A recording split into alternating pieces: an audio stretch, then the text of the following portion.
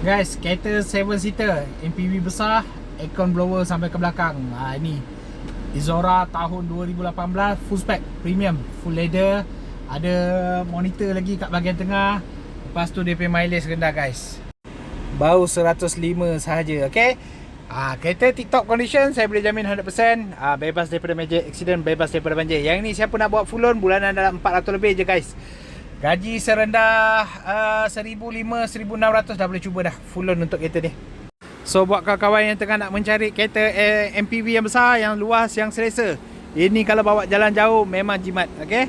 Ini adalah model Izora 1.6 Premium Turbo tahun 2018, okey. Kereta sangat-sangat cantik, saya jamin 100%. Memang sangat-sangat dijaga.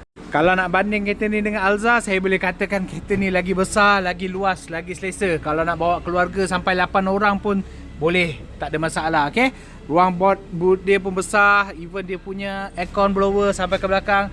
Legroom dia untuk third row, second row pun luas. Untuk orang dewasa pun boleh duduk guys. Interior kalau korang perasan dalam ni, dalam video ni kau tengok, semua tip-top lagi, okey. Sangat-sangat cantik lagi. Even second row dia pun masih lagi kemas, okey.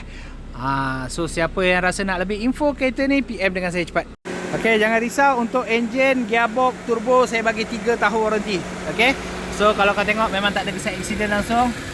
Free major accident dekat bahagian depan, belakang, kiri dan kanan. Kita orang dah check dah. Okey.